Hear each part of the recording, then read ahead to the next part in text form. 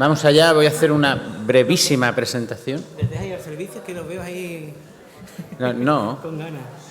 ahora vendrán.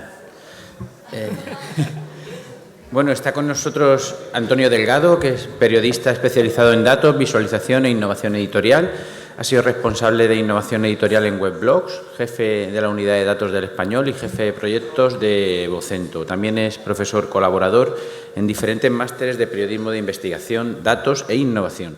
Actualmente desarrolla su actividad profesional en Datadista, de la que es cofundador, y es coautor de Playa Burbuja, investigación sobre las consecuencias de la burbuja inmobiliaria en la costa peninsular mediterránea.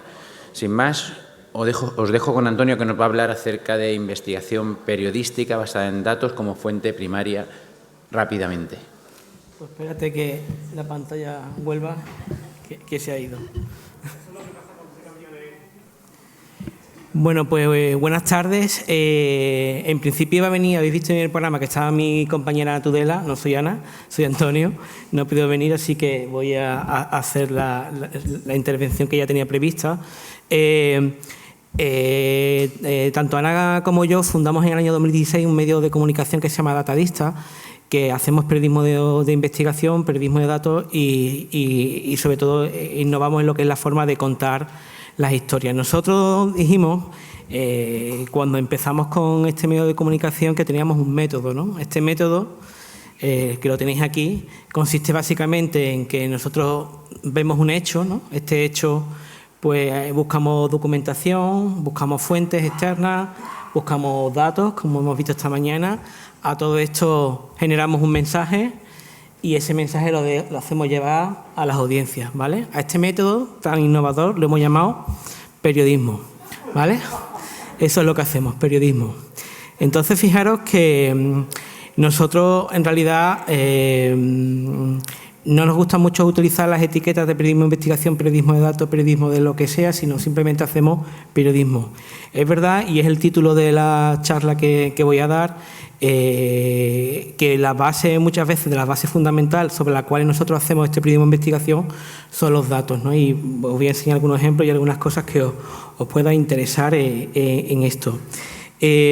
Aquí tengo un gráfico que yo a mis alumnos de periodismo de datos lo suelo utilizar muy a menudo porque me parece que es muy básico para entender un poco cómo organizamos esta información, y lo habréis visto esta mañana en las otras charlas que hemos tenido la oportunidad de seguir. Pues básicamente lo que nosotros hacemos es que sobre unos datos, una información, ¿vale? Lo que hacemos normalmente es hacer una descripción de esos datos. Decimos si una cosa está subiendo, está cambiando, qué es lo que está pasando, ¿no? Ese análisis de datos nos lleva a una descripción de esa información. Pero claro, nosotros no somos expertos en esos temas. O sea, nosotros no somos periodistas, no somos expertos en muchos de los temas a los cuales estamos haciendo referencia. ¿Qué hacemos para ello? Pues añadir contexto. ¿Cómo añadimos ese contexto? Buscando expertos. ¿Dónde están los expertos? En las universidades, ¿vale? Entonces, fijaros que nosotros muchas veces, y lo habéis visto en los ejemplos de esta mañana, y igual que nosotros hacemos en Datadista, se llega a tal nivel que muchas veces utilizamos las mismas bases de datos y fuentes de información de personas que estén en una universidad haciendo un doctorado, una tesis doctoral. Pero nosotros no somos expertos en esos temas. Entonces, nos tenemos que apoyar en esos expertos, en esas fuentes científicas que nos ayuden a entender el trabajo que nosotros estamos haciendo, ¿vale? Y al final, fijaros que ese trabajo que nosotros hacemos, al final tiene un impacto sobre las personas, o habrá beneficiado, perjudicado personas, caras y rostros, que nosotros como periodistas tenemos que llegar a esas historias y poder poner sus historias por delante en muchas ocasiones de esos datos, ¿vale? Yo creo que esta parte os puede venir muy bien a vosotros, los que estéis trabajando en comunicación científica, porque nosotros nos apoyamos en el trabajo que vosotros hacéis. Cuando nosotros estamos buscando un experto, pues muchas veces lo encontramos gracias a las comunicaciones que ese experto o persona de la universidad ha hecho a través de las comunicaciones que la propia universidad ha hecho. Ha hecho un descubrimiento, ha publicado una tesis, tiene cualquier trabajo destacable, pues muchas veces hemos accedido a esa fuente utilizando esto. Fijaros, después vamos a ver la parte, de formatos, ¿no? Lo importante de los formatos es, al final habéis visto ahora el taller de Flowrix, que es una herramienta que nosotros también utilizamos. Al final, el formato bueno es aquel que nos sirve para difundir la información, ¿vale? Entonces, una de las cosas que tenéis que tener en cuenta es que a veces que el formato sea sencillo no significa que sea fácil, ¿vale? Es decir, nosotros podemos trabajar con información que visualmente te parece que es sencillo, pero detrás esa labor de simplificación de la información lleva una complejidad bastante importante. Ahora, un poco más adelante, os contaré una investigación que hicimos nosotros en el 19 sobre el Mar Menor, que está apoyado mucho en investigación científica, y para que el lector entendiera cuál es el problema que hay en el Mar Menor, en la primera línea tuvimos que explicar qué es la eutrofización, que es cuando el fitoplancton crece y se pone verde e impide que entre el sol y se genera pues esas situaciones de anoxia que hemos visto en la laguna, ¿no? Entonces, al final, esa simplificación no conlleva salirse de un criterio, ¿cómo lo diría? No simplifica la parte más científica del asunto, pero sí llevarlo a un lenguaje un poco más sencillo de comprender por el público general, que al final al cual te estás dirigiendo, ¿vale? Nosotros podíamos escribir un texto que la comunidad científica entendiera de un aspecto técnico, pero si nos ponemos técnicos que nadie lo entiende. Entonces, muchas veces el trabajo que hacemos es de simplificación de esos lenguajes y de esas investigaciones que hacemos, ¿no? Os voy a poner un par de ejemplos rápidos de nosotros cuando nos lanzamos en el año 2016. Una de las primeras cosas que hicimos lo llamamos los cuadernos de la corrupción. Pues básicamente cogimos grandes casos de corrupción en España, las tarjetas Blas, la Gürtel, los ERE de Andalucía, ¿vale?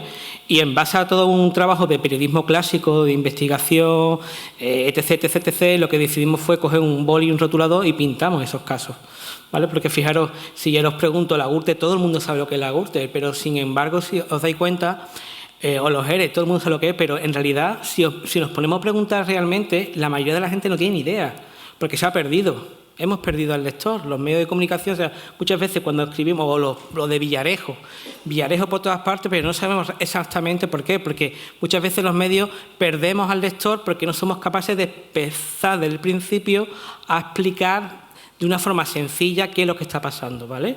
Entonces, nosotros aquí, y lo voy a mostrar un poco ahora más adelante, voy a ir un poco rápido en esto, utilizamos mucho lo que son las metáforas visuales, ¿vale? Entonces, por ejemplo, en el vídeo que tenemos, por ejemplo, de la Gürtel, la metáfora que utilizamos son el típico libro de instrucciones de IKEA, de cómo fabricar, o sea, de cómo montar un mueble. Utilizamos esa misma estética para que te construya tu propia Gürtel, ¿vale? En otro que utilizamos, pues los comecocos, los videojuegos, o sea, utilizamos otro tipo de metáfora que el lector entienda y a partir de ahí construimos una narrativa, ¿vale? Os voy a poner algunos ejemplos. Este es de las tarjetas Blas. No sé si escucha.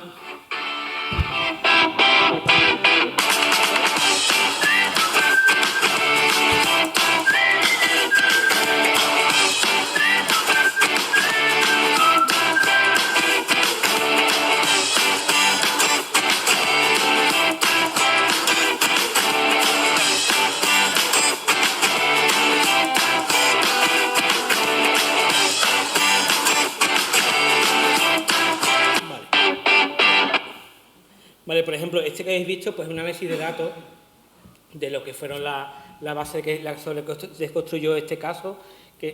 Perdón, que estaba diciendo que este vídeo que habéis visto unos segundos está construido pues por todo lo que son los análisis de escritos de la acusación, de los autos de los jueces, de la fiscalía, ¿vale? Con otra información de materia prima, que en este caso en realidad está construido sobre los propios movimientos contables de todos estos consejos directivos de Caja Madrid y Bankia, ¿vale? Ese trabajo clásico, después lo que hicimos es que podíamos haber escrito un texto de 2000 palabras, lo que hicimos fue hacer ese vídeo, ¿vale?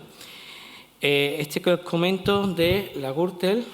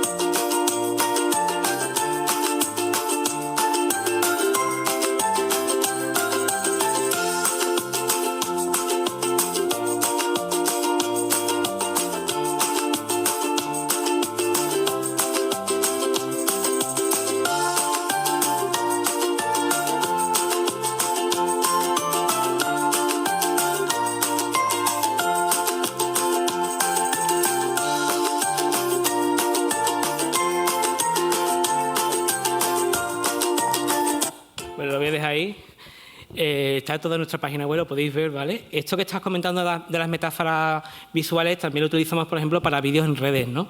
Este es un vídeo, a ver si soy capaz de... A ver, que utiliza tiempos modernos de Chaplin.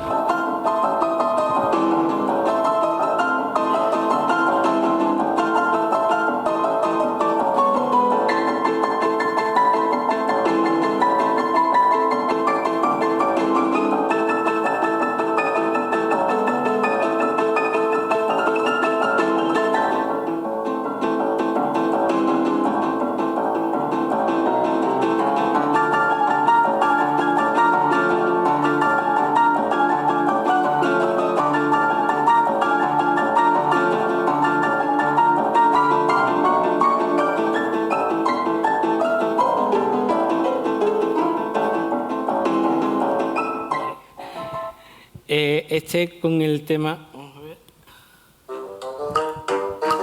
Este es sobre las cuentas del canal Isabel II en Madrid, ¿vale? Que utilizamos pues todo lo que es una estética de agua gotera.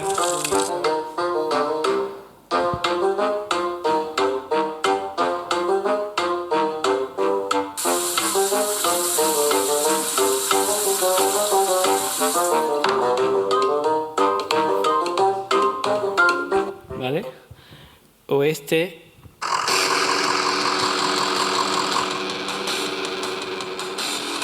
sobre las obras de la M30, donde nos va el rock duro, ¿verdad?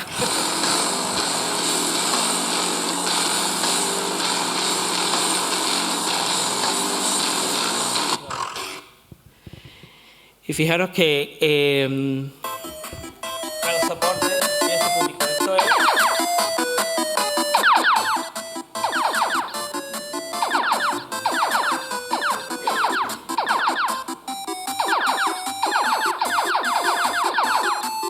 Vale, esto que estáis viendo aquí, que lo voy a parar, es las deudas del Ayuntamiento de Madrid visualizadas como si fuera un gráfico esto de Space Invaders, ¿no? Son datos que son reales, o sea, esto no está inventado. O sea, lo que estáis viendo son los datos de las deudas que Madrid tiene que pagar de aquí al año 2030 por las obras faraónicas que empezó Gallardón en el año 2008. Y son los datos reales, tal cual.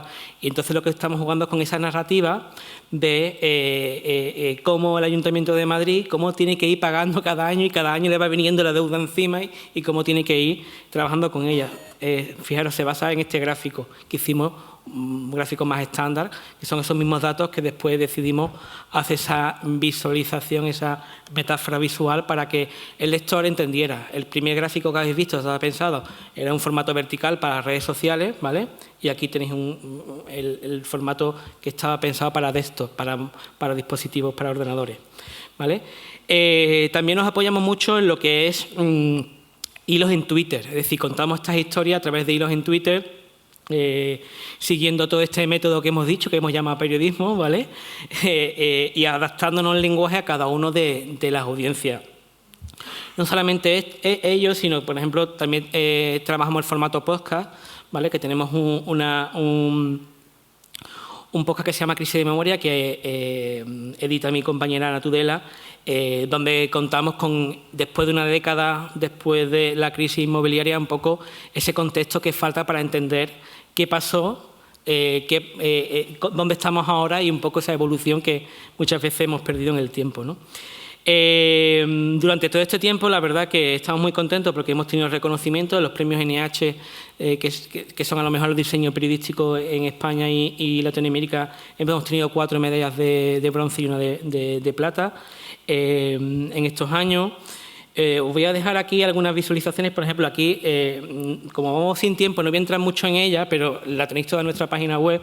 Esta es una investigación que hicimos que se llama Playa Burbuja, ahora contaré un poco más sobre ella, pero para que veáis, en esta lo llamamos Desmontando el Algarrobico, ¿vale? Que contamos por primera vez toda la información con planos que por primera vez hicimos público sobre lo que pasa con el Hotel Algarrobico allí en Cabo de Gata, y utilizamos una metáfora visual en el cual el lector, para pasar de capítulo a otro, tiene que desmontar, con una gamificación que hacemos, tiene que desmontar una planta del algarrobico. Y hasta que no desmonta una planta del algarrobico no pasa al siguiente capítulo, ¿vale? Entonces jugamos con esa gamificación un poco pues para que el lector no se pierda. Fijaros que al final estoy mostrando temas que son... O sea, en un medio digo, vamos a hablar de la deuda de Gallardón y os parece un tema que es como heavy user, ¿no? Diciendo, esto no se lo vale a nadie, ¿vale? Pero si trabajas en el formato, en la manera de contarlo, todo el mundo lo entiende. Y es un poco la lección que os quiero contar. O sea, no hay noticias blandas y duras, hay noticias bien y mal contadas, ¿vale? ¿Qué supone esto? Pues muchas veces dedicar el mismo o más tiempo a pensar cómo contarlo que en el trabajo de acceder a esa información, porque de la deuda de Gallardón lleva un trabajo muy preciso de investigación, de conseguir todos esos datos, crear base de datos, todo ese trabajo clásico que habéis visto un poco esta mañana con otros compañeros, ¿no?, de trabajo del periodismo de datos, después analizar esa información y después trabajar en la manera de cómo contarlo de una manera en función del público al cual nos queramos destinar, ¿no? Esto es uno que hicimos sobre los presupuestos participativos de Madrid, ¿vale? Y esta investigación que comentaba antes, la del Mar Menor, que esto es una investigación que empezamos a hacerla a principios del año 2019 y la publicamos en octubre del 19, pues un día antes, una noche antes de que se produjera el primer episodio de anoxia en la laguna, ¿vale? ¿Os acordáis? Aquella imagen de los pobres peces saltando del agua porque no tenían oxígeno para respirar. Esta investigación que la publicamos en un formato long form, ¿vale? Cuando nosotros empezamos a trabajar en estos datos, que es una investigación donde no solamente nos apoyamos en datos, nos apoyamos en peticiones de información, nos apoyamos en datos del ICME, en científicos, en toda la gran información que hay, porque si alguien viene ahora diciendo que del Mar Menor no se ha escrito nada, pues que está mirando mal, porque estudios científicos sobre lo que está pasando en el Mar Menor está desde finales de los años, desde los 80, vamos, desde que se empezó el trasvase Tajo Segura. Entonces, toda esa información, toda esa producción, todos esos científicos, nosotros también los apoyamos en la propia investigación periodística que hacemos. ¿Qué sucede? Pues que es una investigación que a lo mejor, desde el punto de vista, puede parecer que no va a funcionar, y la verdad que tuvimos esa potra de que coincidió con ese episodio de anoxia y se viralizó. O sea, esta investigación llegamos a un acuerdo de difusión con el diario.es y con La Sexta para llegar a mayor alcance y tuvieron cifras récord. Creo que en 24 horas tuvo más de 250.000 visualizaciones el especial, que en otro... para ser un tema tan técnico y tan complejo. Esto en texto, si lo veis, pues creo que hay como más de 20.000 palabras escritas aquí. O sea, que esto podríamos haber hecho, este formato podríamos haber hecho directamente un libro, ¿vale? Pero trabajamos en este formato. Una de las cosas que estamos más contentos, aparte que fue medalla de plata en el diseño en los premios NH, que fue por esta organización de periodismo de investigación, fue seleccionada como una de las 8 mejores historias de periodismo de investigación en español en ese año, la única que había en España, ¿vale? Nosotros, aparte de hacer nuestras propias investigaciones, que ahora os contaré en estos minutos que me quedan, también hacemos colaboraciones con terceros, ¿vale? Entonces, nosotros, bueno, Paula, que está comentando antes, que ella está dirigiendo la unidad de datos, creo que está desde el año 2020, ¿no? En el 19, nosotros con Televisión Española, con el Lab de Televisión Española, les ayudamos a la parte de visualización y análisis de datos para las 2 elecciones que hubo tanto en abril como en noviembre, ¿vale? Y trabajamos con ellos aportando nuestro expertise en análisis de datos y visualización específica para el seguimiento de las elecciones.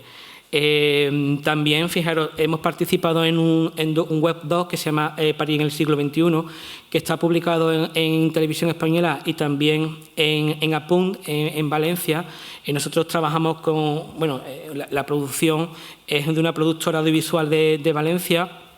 Nosotros aportamos la parte de visualización y análisis de datos, y este webdoc, que no sé si lo conocéis, que basa todo esto del parto respetado y un poco, bueno, todo lo que conlleva este tema, pues ha sido ha recibido un montón de premios en el último año, por ejemplo, entre ellos el WordPress Photo en la categoría de Digital Storytelling. O con la OCU, donde les ayudamos a hacer una radiografía sobre la contaminación de Ciudad Española con datos oficiales. Donde trabajamos tanto el análisis de datos como la visualización como la propia historia. O con Greenpeace, donde le hemos ayudado a analizar qué pasa con el negocio de las armas en España. Todo ese tipo de trabajos para terceros o colaboraciones para terceros ha sido totalmente independiente, en el sentido de que ellos han contado con nosotros para que les ayudáramos a contar esta información, pero no han cambiado ni una coma, nada de la información, porque ellos lo que quieren es alguien que les ayude a contar esta historia y llegar a esas audiencias. O sea, hemos tenido, nosotros que antes de fundar Datadistas, que hemos trabajado en otros medios, no hemos tenido ningún problema trabajando con estos tipos de asociaciones o otros medios de comunicación, cosas que a lo mejor sí hemos tenido presiones trabajando en nuestros propios medios con nuestros jefes, ¿no? O sea, es una cosa muy loca. Fijaros que nosotros también vemos el periodismo como un servicio público, ¿vale? Y lo hemos visto durante la pandemia. Una de las cosas que hemos hecho y estuvimos haciendo durante la pandemia fue un poco, pues eso, contar qué estaba pasando en el BOE. Al final todo era, cada mañana había que leerse el BOE para ver qué podíamos hacer, lo que no, ¿no? Eso de una manera, utilizando hilos en redes sociales, utilizando este tipo de infografía también para redes, contando los aspectos más importantes o relevantes de cada una de estas nuevas normativas, de esta producción que se hizo, en vídeos, ¿vale? Como por ejemplo este.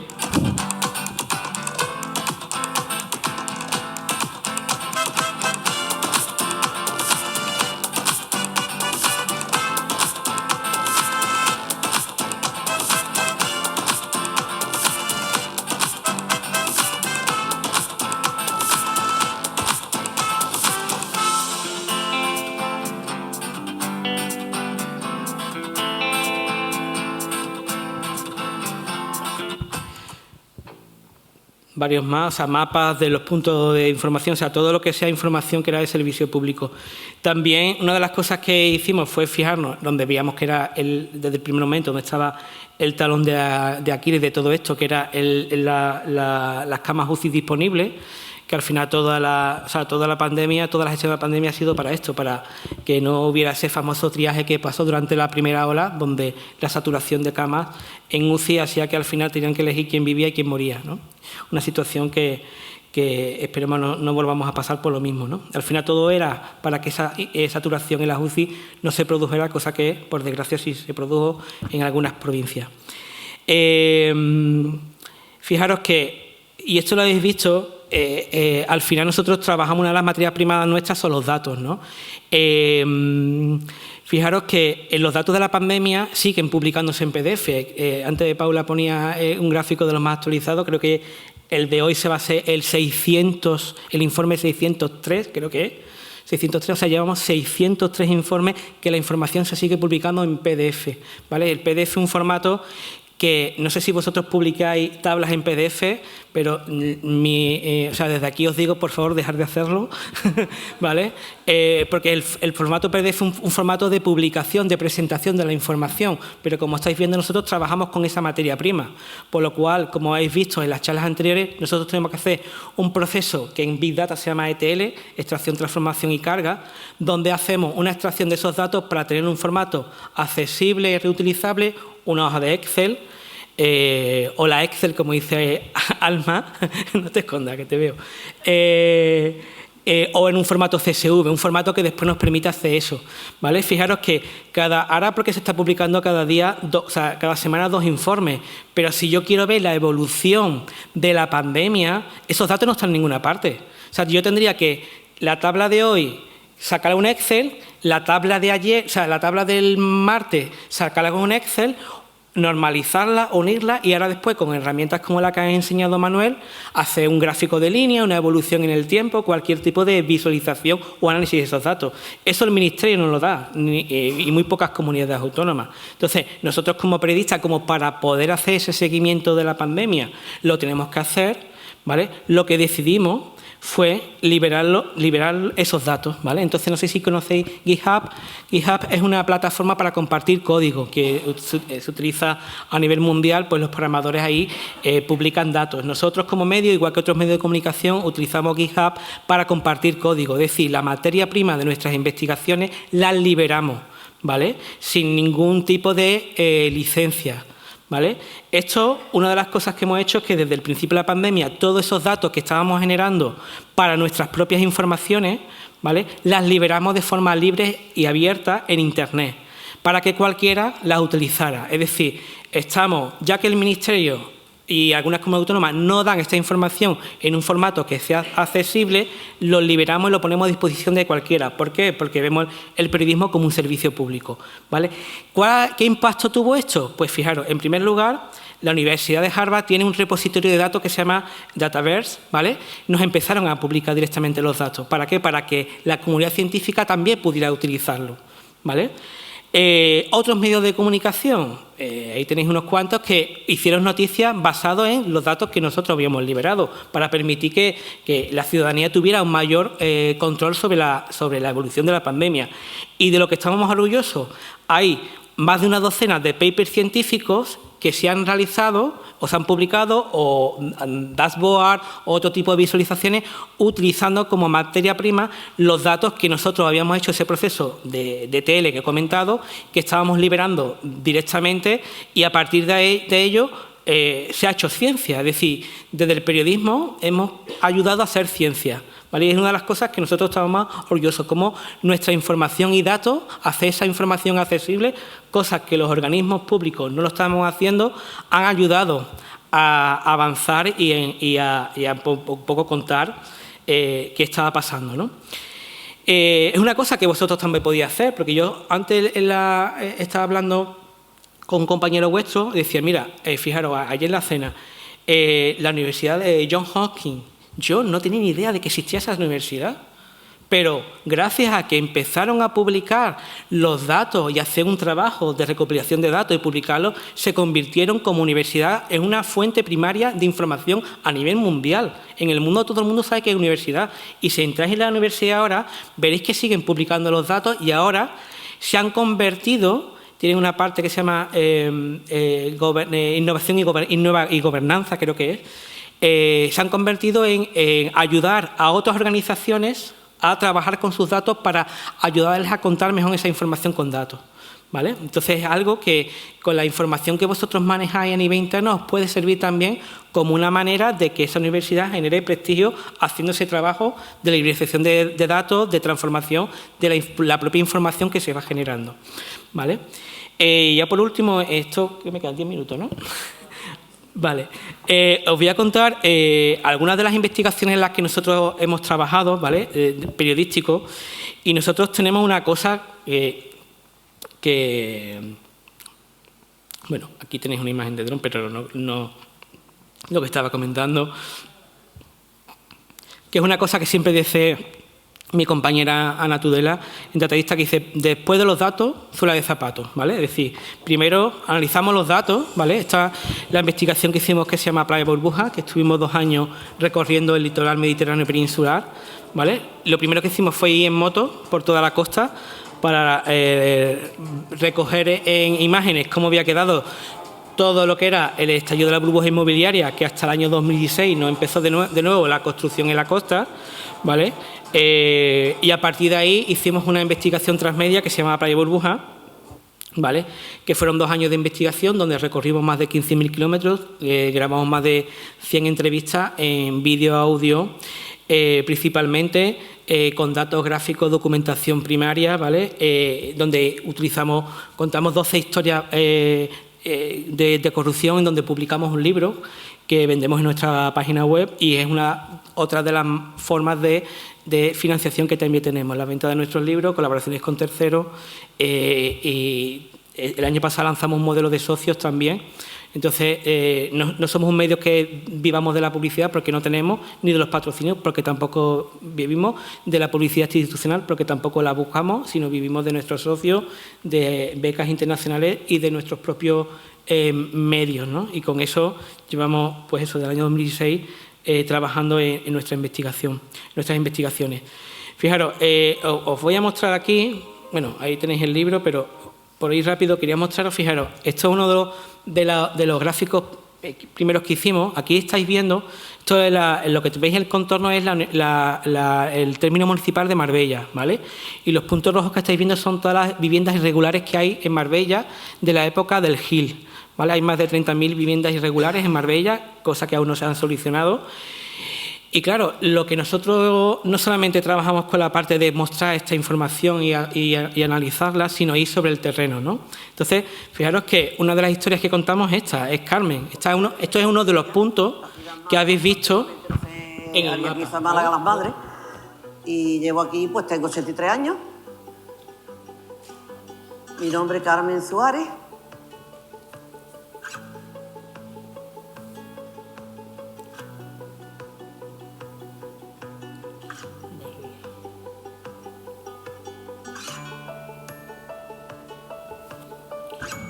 Tenéis la página por si queréis verlo, pero básicamente contamos su historia, ¿no? Como lo que he comentado al principio, ¿no? Sobre unos datos describimos, contextualizamos y ponemos a las personas delante. Contamos su historia, como el Gil le construyó un edificio ilegal de 12 plantas delante a 80 centímetros. 80 centímetros, yo creo que tú y yo estamos más lejos, tenemos casi 2 metros, ¿no? ¿Verdad? O sea, imaginaos 80 centímetros de un balcón a otro, o sea, se podían dar la mano y darse el café o el azúcar, ¿vale? Y sigue ahí, 2022, y sigue ahí, nadie la ha indemnizado, contamos historias. Pues esa es una de las 30.000 historias más que hay en Marbella, ¿vale? Entonces, un poco lo que hacemos. Y esta es nuestra última investigación que publicamos en noviembre de 2021. En esta investigación hemos estado trabajando 7 meses, ¿vale? Pues básicamente hemos contado pues cómo ha cambiado el campo en España, tanto la agricultura y la ganadería, y cómo la PAC, digamos, qué importancia ha tenido la PAC en esta transformación. O sea, esto que llamamos la agricultura tradicional o la ganadería tradicional, pues eso, la verdad que es una foto que no es real. Si veis muchas veces, cuando veis anuncios de cualquier, yo que sé, jamón york, veis siempre a los cerdos corriendo libre por el campo, eso es minoritario. O sea, la mayoría de los cerdos nunca va a ver el sol, ¿vale? Entonces, digamos que lo que contamos es esto. ¿Cómo nos apoyamos? Pues fijaros, una de las primeras cosas que hicimos fue fijarnos, por ejemplo, en el olivar, ¿vale? ¿Qué pasa en España? Este es el cultivo que tiene mayor superficie en España, el olivar, y el olivar ha cambiado también. O sea, no sé si habéis visto cómo era el típico olivo tradicional y cómo son los olivos ahora, en superintensivos. Son arbustos que, no sé, tendrán 1,5 metros de alto y que su vida útil es 15 años, mientras que un olivo puede...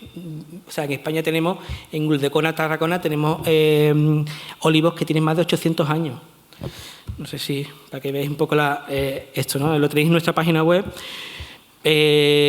Bueno, creo que estáis viendo ahí el gráfico, ¿no? La diferenciación. Vale, entonces, fijaros, una de las cosas que nosotros hicimos fue mirar las ayudas de la PAC, en qué regiones de España se estaban consiguiendo mayores ayudas de la PAC por hectárea, ¿no? Donde había mayores ingresos, ¿vale? Y, fijaros, no sé si lo veis bien, vimos que había un sitio que se llama La Loma, que está en la provincia de Jaén, donde más ayudas de la PAC reciben, ¿vale? ¿Qué pasó? Bueno, pues tuvimos que ir sobre el terreno, ¿no? Ahora os lo cuento. Pero fijaros que al mismo tiempo al lado hay una región donde las ayudas de la PAC son muy escasas. ¿Por qué? Porque tienen lo que se llama el olivar tradicional de sierra, ¿vale? Para entender qué es el olivar tradicional de sierra hay que irse sobre el terreno, ¿vale? Y montarse en un todoterreno, ¿vale? No sé si se escucha. ¿Por qué no? ¿Ah, sí? No sé. No te preocupes, creo que esto le quita el sonido antes y ya no sé qué va a ponerlo. Bueno, no te preocupes. ¿Vale? Pues básicamente tienes que subirte ahí a 1.000 metros de altura con el agricultor que te muestra pues cómo tiene que trabajar. Levantamos un dron para poder grabar toda esa parte, entender realmente qué estaba pasando en esa zona y después poder contarla, es decir, el punto en el mapa y sobre el terreno, ¿vale? O, por ejemplo, os muestro estas imágenes de dron para que veáis que lo verde que tenéis detrás son nuevas hectáreas que se han puesto en producción de olivar superintensivo en la parte de Cádiz, ¿vale? Vamos sobre el terreno y contamos estas historias. Es decir, detrás de los datos contamos las historias sobre el terreno que ayudan a contextualizar esta historia hablando con expertos y otras fuentes. No sé qué le ha pasado a esto. ¿Vale? Y fijaros, lo que estaba comentando de la... esa línea blanca que veis ahí, marcada en el mapa, no sé si lo veis bien, eso es la superficie que abarca en España lo que sería el acuífero de la Loma. Este acuífero de la Loma es muy interesante porque es un acuífero que en España no existía, o sea, no había registro, porque no estaba catalogado por el ICME, o sea, no era un acuífero que tiene millones de años y que en una de las sequías de los años 90 los agricultores, pinchando hacia abajo, encontraron este acuífero. El agua salía directamente con presión de la cantidad que había. Es un acuífero que en 30 años no nos lo hemos cargado. O sea, ya está, hay zonas que están secas, ¿vale? Contamos la historia de este acuífero. ¿Qué ha pasado con ese acuífero? Si os fijáis, decís vosotros, periodismo hablando de un acuífero que se ha secado, ¿a quién le importa? Pues a mucha gente. ¿Por qué? Porque contamos la historia, nos vamos sobre el terreno, añadimos todos los recursos que podemos, ¿vale? Todos los recursos que podemos para contar esa historia y explicar a la ciudadanía el problemática que hay. Y muchas veces son temas que veis que desde el punto de vista de la información son complejos de contar. O sea, aquí no hay vanos y buenos, sino que hay, a lo mejor tenemos que remitirnos 30 años, 40 años en la historia para poder contar de dónde venimos y cómo hemos llegado ahí y cuáles son pues todas las administraciones que no han hecho sus funciones o han mirado para otro lado o qué problemática hay, ¿no?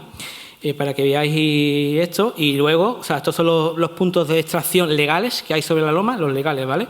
Y después hay que ir sobre lo que decía, luego Zula de Zapato, y lo que veis ahí es un pozo ilegal que ha sido desmantelado porque ya no hay agua, está seco. Por eso veis las tuberías, esas son las camisas que visten en los pozos que han sacado porque ya ahí no se puede utilizar. ¿Cómo encuentras eso? Yendo sobre el terreno, ¿vale? Y fijaros, ¿qué pasa cuando no hay datos? ¿Vale? Que es una de las cosas que también hay que tener en cuenta.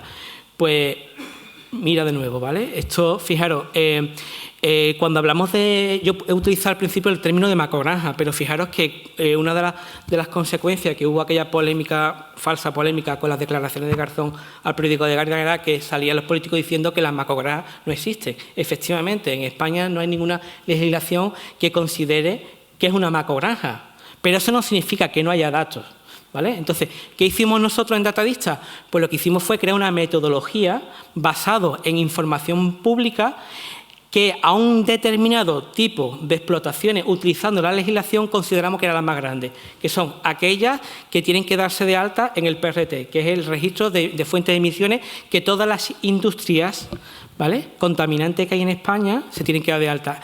Dentro de la ganadería, de momento hay dos, que son las aves y el porcino. El vacuno, de momento, no. Entonces, utilizando esos datos de registro, pudimos hacer por primera vez y publicar un mapa sobre donde están todas las macrogranjas en España. Es decir, esto es de forma visual. No sé si... Creo que se ve, ¿no? ¿Veis? De forma visual, pues podemos recopilar para que tú te busques cuántas macrogranjas tienes cerca de tu pueblo. Es una cosa que siempre se hablaba, pero si no la ves visualmente y no navegas sobre los datos, no eres capaz de ver las dimensiones que tienes, ¿vale? Esto es por la parte de Aragón, que es donde más hay, las que más tienes, es decir, tenéis muy rápido. Y después, lo más importante, también, cruzar estos datos, ¿vale? Cruzar estos datos con otras fuentes de información. Por ejemplo, aquí si ponemos la capa donde están todas las macrogranjas de cebo sobre los mataderos, porque normalmente las macrogranjas están cerca de los mataderos. ¿Por qué? Porque a menor distancia, menor coste. O sea, si yo tengo que mandar un cerdo a matar a 200 kilómetros, pues no, a lo mejor no me sale rentable. Entonces, las macrogranjas están alrededor de los matadores especializados, ¿vale? Y sobre ello ponemos otra capa, que son las zonas vulnerables a nitrato, pues tenemos esta dantesca radiografía de cómo está España ahora mismo con el tema del porcino, ¿vale? Es un cruce de datos oficiales de diferentes fuentes de información a los cuales nosotros añadimos información. o esto, las principales empresas del porcino, cómo han recibido ayuda de la PAC cuando el porcino no está dentro de los sectores que reciben ayuda de la PAC y cuáles son los beneficios netos de esas empresas en esos mismos años. Más cruce de datos. Por ejemplo, aquí tenemos un municipio que está en Cuenca, dentro de una reserva de la biosfera del río Cabriel, uno de los ríos más limpios que hay en España, donde hay una instalación, hay una macrogranja instalada y hay proyectos, bueno, hay en realidad dos más cerca, una que está a menos de 1 kilómetro, y hay proyectos de montona de madres cercanos a esa zona, ¿vale? Y la influencia que tiene.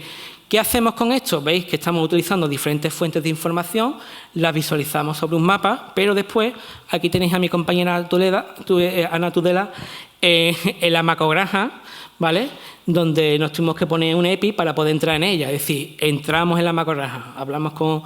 Esto es trabajo de fuente de tiempo de estar en la macrogranja, pudimos entrar, ¿vale? Grabamos y pudimos hablar con las personas que nos cuentan lo que pasaba. Las instalaciones, corremos con todos los gastos que hay en la instalación de luz, agua y retirada de cadáveres y retirada del estiércol o los purines. Eso corre por nuestra cuenta y los trabajadores.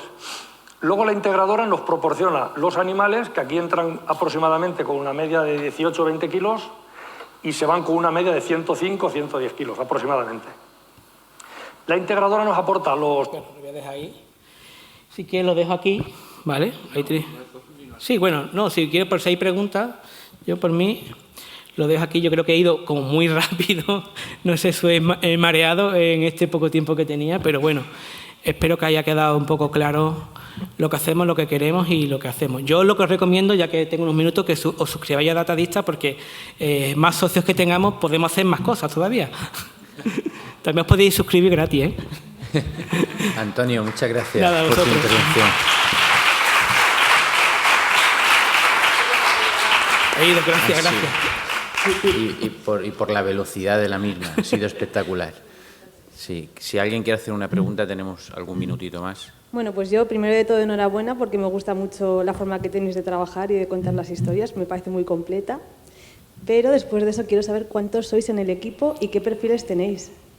Vale, esa pregunta me gusta. En el equipo somos 2 personas, ¿vale?, a tiempo completo, pero es verdad que en función del proyecto trabajamos con otros perfiles especializados, ¿vale? Es decir, si necesitamos hacer cualquier tipo de trabajo un poco más técnico, buscamos otros perfiles para ese proyecto, ¿vale? Pero también te digo que nosotros las cosas que hemos ido aprendiendo ha sido por la necesidad de los proyectos. Es decir, si yo, como voy un poco para atrás,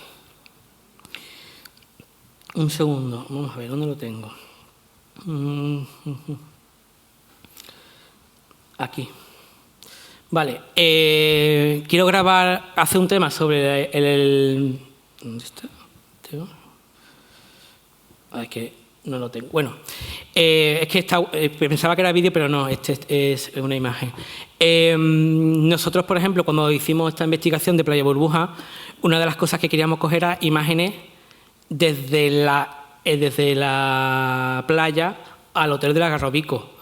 Eso solamente se puede hacer con un dron. ¿Qué hicimos? Hicimos un curso de operador de dron, nos convertimos en operadora de dron y nos compramos un dron y lanzamos un dron a 70 kilómetros por hora contra el Algarrobico de forma directa para grabar esas imágenes, ¿vale? ¿Qué hemos utilizado ahora? Pues que ya eso lo utilizamos para otros proyectos. Es decir, no hicimos un curso de dron porque voy a aprender a hacer dron, no, sino porque queríamos una necesidad. ¿Necesitamos hacer programaciones, temas más especializados? Lo aprendemos. Es decir, en función del proyecto, aquellas necesidades de habilidades o bien las buscamos en terceros o bien las aprendemos nosotros, que hay mucha formación gratuita en Internet, o sea, que no solamente la tenéis de pago, o sea, te vas a YouTube y tienes un montón de gente que te explica cosas, pero nosotros, o sea, lo que siempre tenemos en claro es qué es lo que queremos hacer, cuál es la historia que queremos contar y siempre buscamos cuál es la mejor manera de contarlo, por lo cual nosotros estamos innovando constantemente, o sea, no tenemos un lab, sino que nosotros, la innovación va en nuestra forma de trabajar y siempre buscar la mejor manera de contarlo. Y como has visto en todo el proyecto, lo tocamos todos los soportes, porque hemos publicado libros impresos de 500 páginas, porque hemos hecho webdoc, porque hacemos narrativa en storytelling, porque utilizamos todos los soportes. Y como habéis visto, los cuadernos de la corrupción es un boli y un cuaderno pintado. Luego otra pregunta que tenía era, ¿cómo elegir las historias que vais a contar? Porque por actualidad veo que no. ¿Es más por interés propio? Vamos a ver, trabajamos a varias velocidades, ¿vale? Es verdad que nosotros no somos un medio de publicación diaria, ¿vale? Nosotros publicamos cuando tenemos algo que contar, ¿vale? Que eso también es un poco raro. Pero es verdad que trabajamos a varias velocidades. Nosotros, por ejemplo, yo he podido venir gracias, aquí porque a mi compañera que no ha podido venir, yo estaba en el campo grabando. Entonces me he venido directo para acá. ¿Y por qué estoy grabando? Porque estamos detrás de una investigación. Entonces llevamos meses trabajando en las historias. Pero claro, al mismo tiempo trabajamos a temas a medio y corto plazo. Es decir, nosotros también hacemos temas semanales o temas mensuales. Es decir, no, porque si nosotros entre una publicación y otra no sacamos nada, la gente dice, pero esta gente, ¿qué están haciendo? Se están gastando nuestro dinero en vino, ¿no? Pero no, es que estamos yendo sobre el terreno. Entonces, a veces un poco complicado ese equilibrio entre publicar y trabajar en los temas que tenemos a largo plazo. ¿Cómo buscamos esos temas? La realidad es que nos sobran temas, nos faltan manos. Ya, de hecho, la siguiente pregunta que tenía era, desde que pensáis una historia hasta que la publicáis, como veo que están todas muy trabajadas, ¿cuánto tardabais? Pues mira, la que te he enseñado, la última que te he enseñado de España Intensiva fueron 7 meses. La del Mar Menor fueron 9. Ahora estamos trabajando en una que llevamos 3 meses y creo que estaremos un mes más o así. Y muchas veces, lo que te digo, a lo mejor podemos estar, esa de 7 meses, a lo mejor estuvimos 5 meses en lo que fue la propia investigación y 2 meses en la forma de contarlo. O sea, que detrás de la forma de contarlo hay muchas lágrimas, sudor, ¿no? y lágrimas que se dice, ¿no? Porque hay que saber temas muy complejos, cuál es la mejor narrativa, la mejor manera de hacerlo llegar a las audiencias, ¿sabes? Porque nosotros, fijaros, en el de España Intensiva tenemos cortes de vídeo que si los uniéramos todos juntos tenemos más de 45 minutos de vídeo grabados en entrevistas. O sea, podríamos hacer un documental. En texto creo que hay más de 15.000 palabras en texto, ¿vale? En gráficos, pues no sé si hay media docena de gráficos. Es decir, que cada uno de estos elementos y después la narrativa de unir todas estas piezas para que el lector no se pierda, porque fijaros, no lo tengo aquí mismo, me lo he dejado allí, todas estas historias están pensadas para que las vean en el móvil. Y no sé si vosotros sois usuarios de TikTok y de todo este tipo de redes, pero a veces es que la gente ya está enganchada a ver cosas y aunque le guste lo pasa, que eso ya es lo último, o sea, ya es que ni te quiera verlo, 15 segundos. Entonces, nosotros como periodistas, si hacemos una investigación de estas características, ¿cómo compite con eso? Pues dándole al lector en todo momento, no sabe lo que te va a encontrar. Cuando tú navegas por nuestros textos, vienes un texto, de repente ves un mapa, sobre el mapa le pasa un texto, ahora ves un vídeo, ahora ves algo que tiene animado, es decir, estamos totalmente generando dopamina en los lectores para que nuestras investigaciones que siguen todo ese proceso, repito, de investigación clásica, de trabajo con los datos, de todo lo que el periodismo aporta, la manera de llegar a ellos, ¿no? Y eso, claro.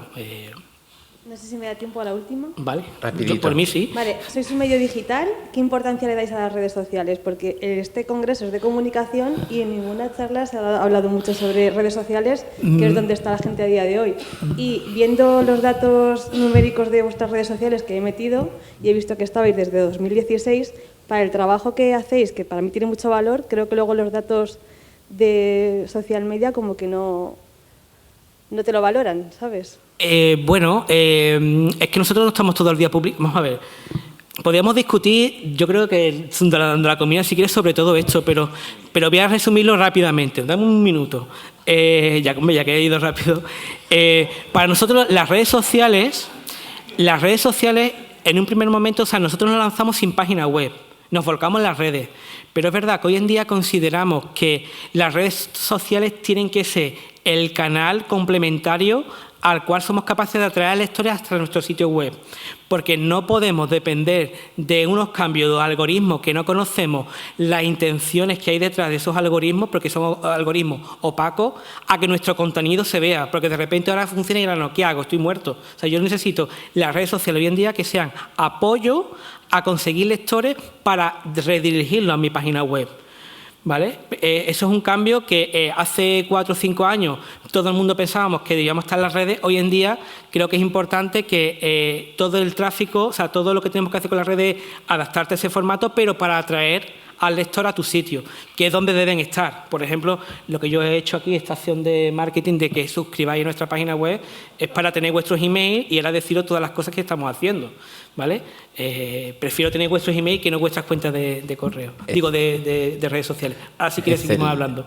Excelente trabajo el de Datadista y excelente la velocidad con la que lo has contado. Muchísimas gracias.